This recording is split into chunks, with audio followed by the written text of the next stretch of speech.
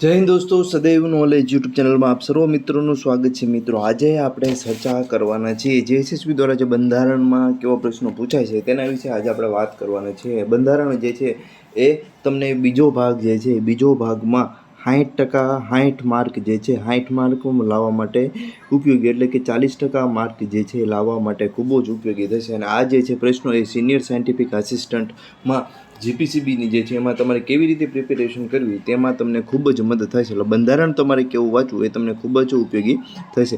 જો મિત્રો તમે આપણી યુટ્યુબ ચેનલને સબસ્ક્રાઈબ ન કરી હોય તો સબસ્ક્રાઈબ કરી નાખજો, બેલ આઇકન પ્રેસ કરી નાખજો કે જેથી આવનારા વિડીયો તમે જોઈ શકો. અને જો તમારે આપણી ટેલિગ્રામ ચેનલમાં જોઈન થવું હોય તો સદૈવ નોલેજ ટેલિગ્રામ ચેનલનું નામ છે અને એની લિંક જે છે તમને ડિસ્ક્રિપ્શનમાં મળી જશે.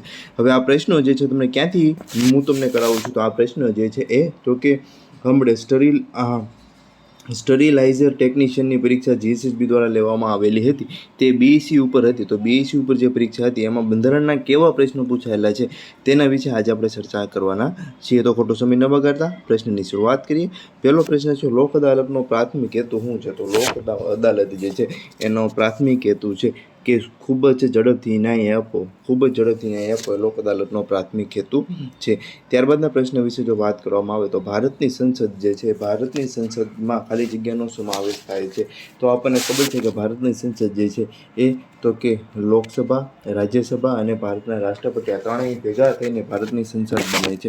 તો એના માટેના અગત્યના આર્ટિકલ જે છે તેના વિશે જો વાત કરવામાં આવે તો હું તમને જે છે એ તો કે એક આંકડો યાદ રખાવું છું, 79, 80 અને 81. આ ત્રણ અંક જે છે તમારે યાદ રાખવાના છે ને.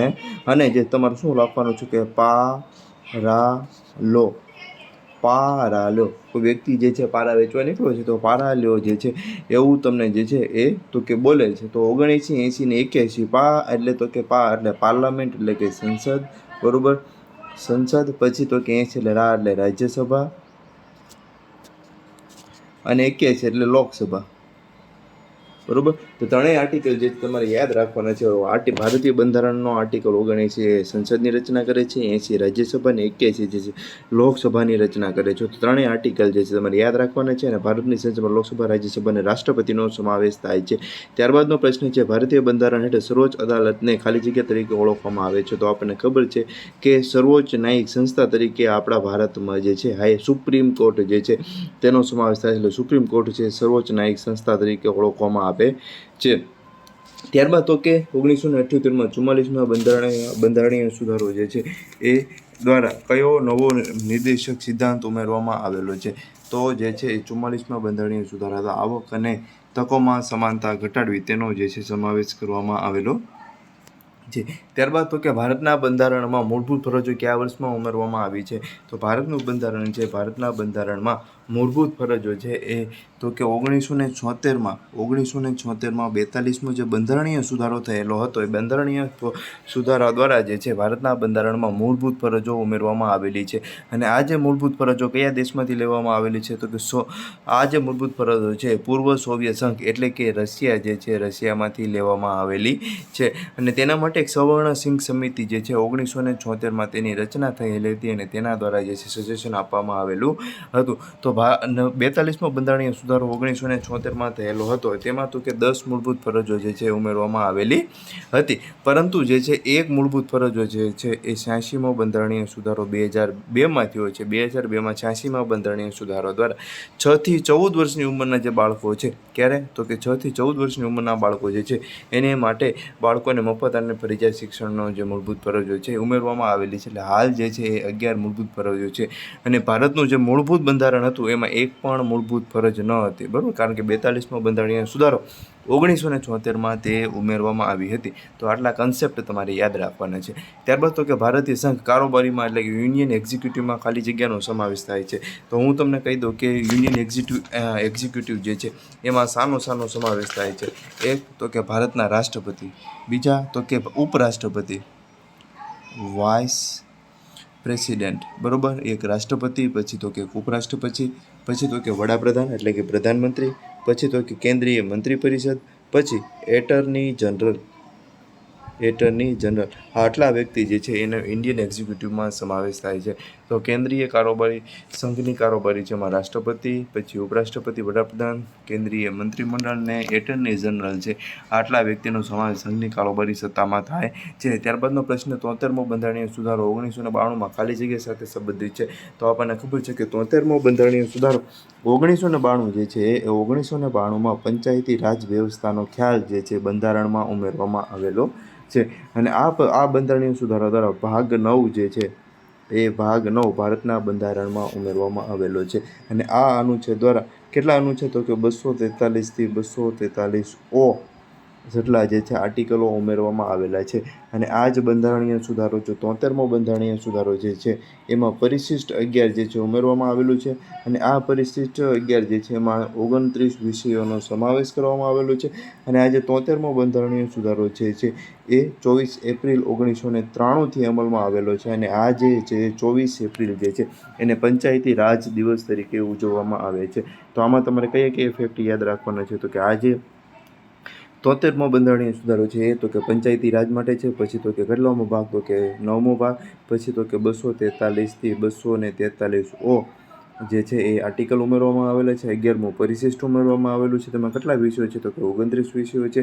અને ક્યારે અમલમાં આવેલો છે તો કે 24 એપ્રિલ 1993થી આ જે કાયદો જે છે એ અમલમાં આવેલો છે. અને આ જે 24 એપ્રિલને રોજ અમલમાં આવેલો હોવાથી તેને પંચાયતી રાજ દિવસ તરીકે ઉજવવામાં આવે છે. બરાબર. પછી તો કે આ પ્રશ્ન બહુ પૂછાય છે કે ભારતીય બંધારણના કયા ભાગમાં શાનો સમાવેશ થાય છે. બરાબર. તો આપણે યાદ રાખવાના છે. અને એવું જરૂર રહેશે તો હું તમને આગળ વિડીયો બનાવી નાખીશ કે જેથી તમને જે છે આ 1 માર્ક અહીંથી કલેક્ટ કરી શકો. હવે તો કે ભારતીય બંધારણ નીચેનામાંથી કયો ભાગ કેન્દ્ર રાજ્ય વચ્ચે સંબંધ દર્શાવે છે. તો કેન્દ્ર અને રાજ્ય વચ્ચેના સંબંધો છે ભાગ 11માં આપવામાં આવેલા છે. તો ભાગ 11માં કેન્દ્ર અને રાજ્ય વચ્ચેના સંબંધો છે. તો ભાગ 10માં શું છે તો કે એમાં અનુસૂચિત અને આદિજાતિ વિસ્તારો જે છે તેના વહીવટ સંબંધી છે. ત્યારબાદ તો કે ભાગ 14 જે છે સંઘ અને રાજ્યો હેઠળની સેવાઓ ભાગ 14માં આપવામાં આવેલી છે. તો આ આર્ટિકલ છે કેન્દ્ર અને રાજ્ય સંબંધો ભાગ 11માં આપવામાં આવેલા છે. ત્યારબાદનો પ્રશ્ન વિશે વાત કરવામાં આવે તો નીચેનામાંથી કે આ બંધારણીય સુધારા દ્વારા મતદાનની ઉંમર 21 વર્ષથી ઘટાડીને 18 વર્ષ કરવામાં આવેલી છે. તો આપણને ખબર છે કે 61મો બંધારણીય સુધારો થયો છે ક્યારે તો કે 1989માં. 1989માં 61મો બંધારણીય સુધારો થયો. તેમાં લોકસભા અને સ્ટેટ લેજિસ્લેટિવ બરાબર રાજ્યસભા જે છે રાજ્યની વિધાનસભાઓ છે એની ચૂંટણીમાં મત આપવાની ઉંમર 21 વર્ષથી ઘટાડીને 18 વર્ષ કરવામાં આવેલી છે. તો આ બંધારણીય સુધારો જે છે તમને યાદ હોવો જોઈએ. 61મો બંધારણીય સુધારો 1989. આ 1989માં મતદાનની ઉંમર 21 વર્ષથી ઘટાડીને 18 વર્ષ કરવામાં આવેલી છે. ત્યારબાદ તો કે ભારતીય બંધારણ કયા ભાગમાં નીચલી અદાલતોનો સમાવેશ થાય છે. તો આપણને ખબર છે કે નીચલી અદાલત ક્યાં તો કે ભાગ 6માં જે છે નીચલી અદાલત જે છે તેનો સમાવેશ થાય છે. તો સુપ્રીમ કોર્ટ એટલે સુપ્રીમ કોર્ટ જે છે તેનો સમાવેશ કયા ભાગમાં થાય છે તો ભાગ 5 જે છે એમાં સુપ્રીમ કોર્ટ. ભાગ 6માં તો કે જે નીચલી અદાલતો જે છે એમાં તો કે તમારે તાલુકા જિલ્લા બરાબર. પછી તો કે તમારી રાજ્યની હાઈકોર્ટ જે છે બધાનો સમાવેશ ભાગ 6માં થાય છે. હવે તો કે આ ભાગ જે છે બહુ પૂછાય છે તો આપણે જોઈએ તો ભાગ 1 તો બંધારણનો ભાગ 1 જે છે સંઘ અને રાજ્યનું ક્ષેત્ર છે. બંધારણનો ભાગ 2 એટલે નાગરિકતા છે. બંધારણનો ભાગ 3 એટલે મૂળભૂત અધિકારો છે. બંધારણનો ભાગ 4 એટલે રાજ્યનીતિના માર્ગદર્શક સિદ્ધાંતો છે. બંધારણનો ભાગ 4A એટલે મૂળભૂત ફરજો છે બરાબર. અને બંધારણનો ભાગ 5 એટલે સંઘ સરકાર અને 6 એટલે રાજ્ય સરકાર. તો આટલા બંધારણીય સુધારા જે છે બંધારણના ભાગ જે છે તમારે યાદ તો કે 1 સંઘ અને રાજ્ય ક્ષેત્ર, 2 નાગરિકતા, 3 મૂળભૂત અધિકાર, 4 રાજ્યનીતિના માર્ગદર્શક સિદ્ધાંતો, 4A મૂળભૂત ફરજો અને 5 સંઘ સરકાર અને 6 રાજ્ય સરકારનો સમાવેશ થાય છે. તો આટલા જે બંધારણના પ્રશ્ન જે છે એ કે સ્ટરીલાઇઝર ટેકનિશિયનમાં બંધારણના પ્રશ્ન પૂછવામાં આવેલા છે. હવે હું તમને ફરીથી પાછો બંધારણના પ્રશ્ન જે છે એ તો કે સાયન્ટિફિક આસિસ્ટન્ટ બાયોલોજી ગ્રુપમાં પૂછાયેલા છે એ કેવા પ્રશ્ન પૂછાણા છે તો આ બંનેનું તમે કમ્પેરિઝન કરીને પછી તમે જે છે એ તમારા બંધારણના 10 માર્ક જે છે તમારે કેવી રીતે કવર કરવા એ તમે કરી શકો છો. તો આપણે વાત કરી અગત્યના જે બંધારણના પ્રશ્ન પૂછવામાં આવેલા હતા તેના વિશે. તો અહીં આપણો વિડીયો જે છે પૂરો કરીએ છીએ. મિત્રો તમને કાંઈ પણ ક્વેશ્ચન હોય તો તમે જે છે એ કોમેન્ટ બોક્સમાં લખજો, અને કાંઈ પણ તમારે PDF કે વિડીયો જોતો હોય તો આપણી ટેલિગ્રામ ચેનલ સાદા નોલેજમાં મળી જશે. એની લિંક જે છે તમને ડિસ્ક્રિપ્શનમાં આપી દઈશ, એટલે ત્યાંથી તમે આપણી ટેલિગ્રામ ચેનલમાં જોઈન થઈ શકશો.